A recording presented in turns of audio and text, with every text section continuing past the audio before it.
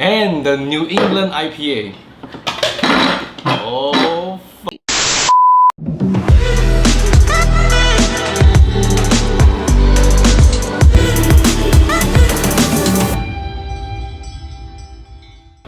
Hi, my name is Jerry from Langte, and welcome to our first ever installment of Drink Beer Talk Cock.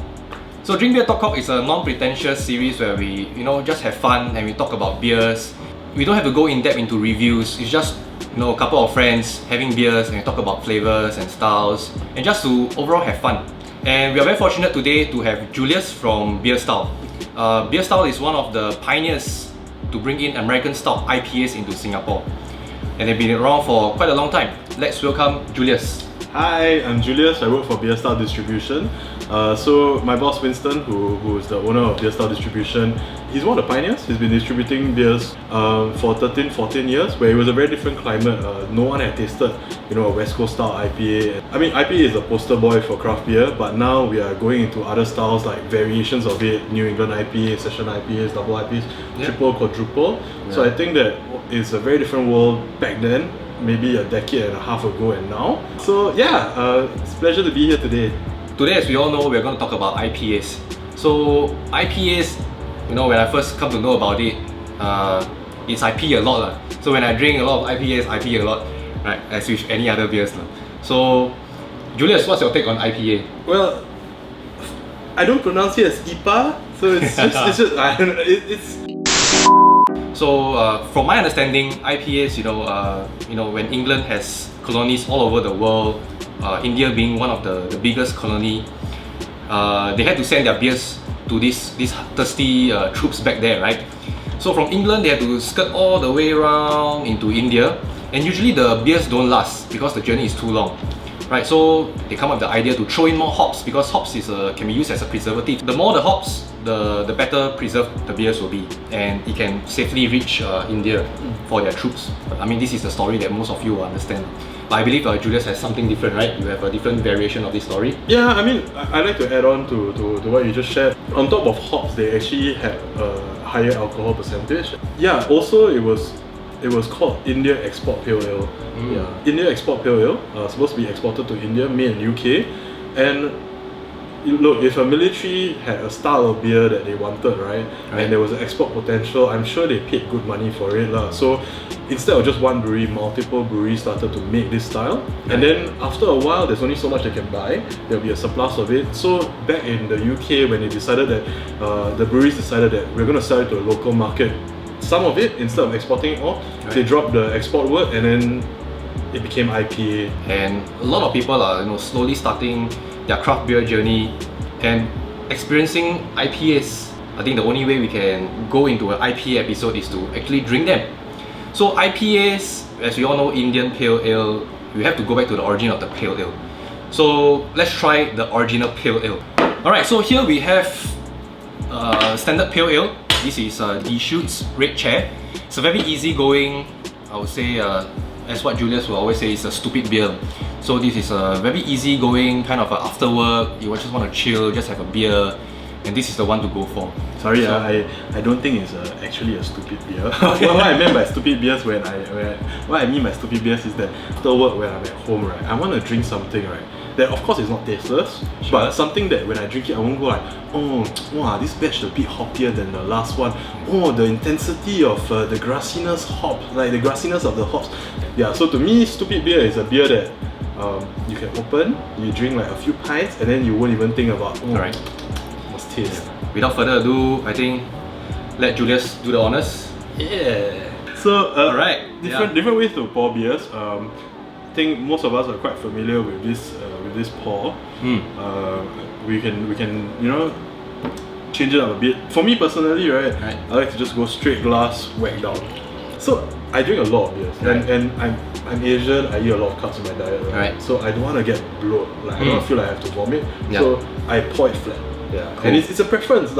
Honestly, if I have a lager I haven't just had a meal, I want a sparkling lager, I'll drink it as sparkly as possible. But I've had a meal, this is past dinner time, I'm going to drink everything a bit more flat. Yeah, cool. Before we even go to the tasting, maybe Julius, you'd like to tell us what we can expect in terms of flavor profile from this Pale Ale.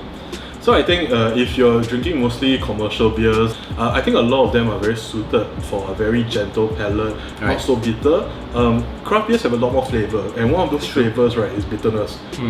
So it's not right to say that craft beers are more bitter, but they are more expressive lah. Pale ale, I think is more or less a style that, you know, is very after work beer, where you drink a lot of it, not too much flavor, you leave, you stop drinking, right, you don't have that bitterness that keeps going. It lingers in the mouth. Lingers, yeah.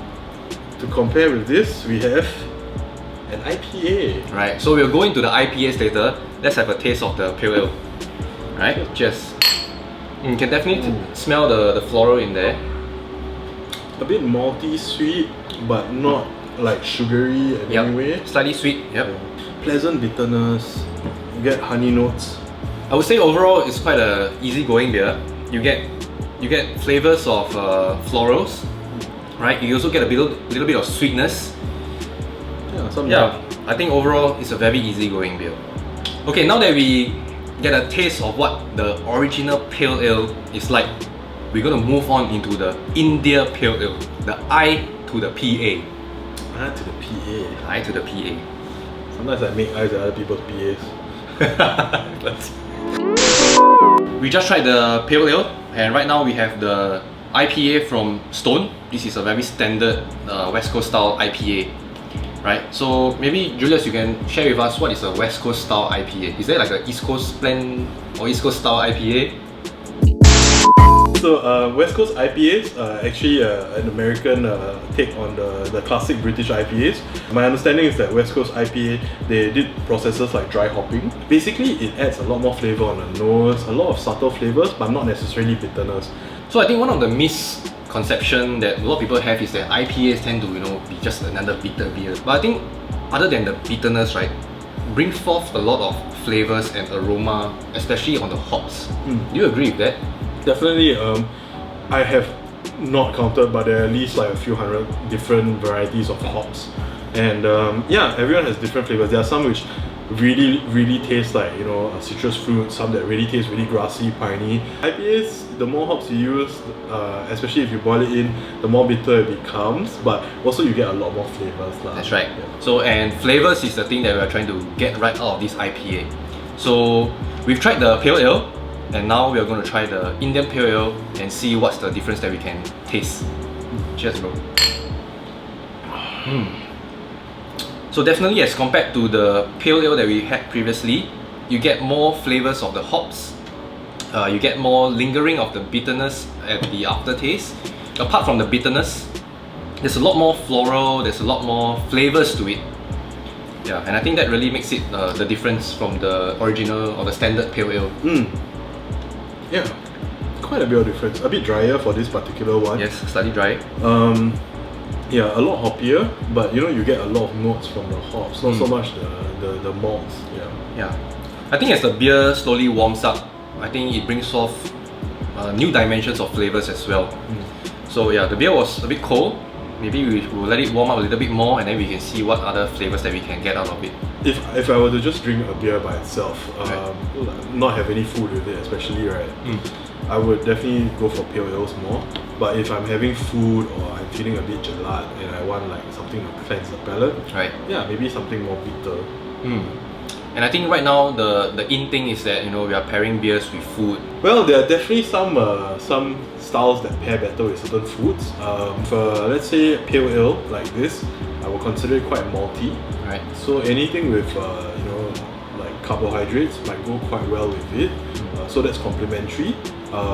Bitter, I don't think we have that much bitter food lah. Generally speaking, I think if you love a beer, I have some that I like, and I would just drink them with anything I eat.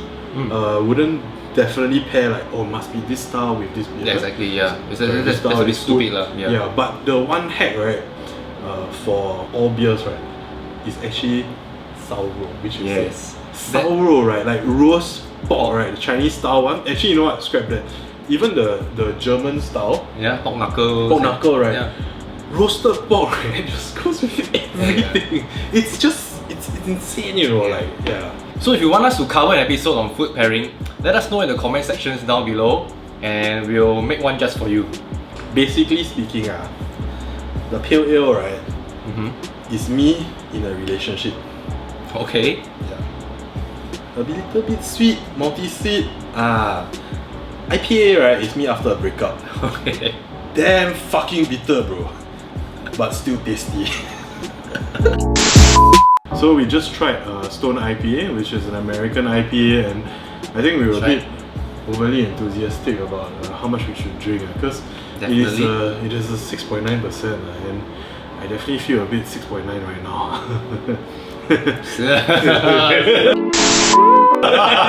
Sorry. that was not a very good joke. But yeah, so they're from California. We're gonna try Deschutes Fresh Squeeze IPA, which is from Oregon. It's also a part of the West Coast, but yeah, this is something that you come to enjoy about craft beers, that it tends to be very varied. So same part of the world, same part of the same country, you know, different people have different takes on what their signature IPA should be. That's right. So wow, that's nice.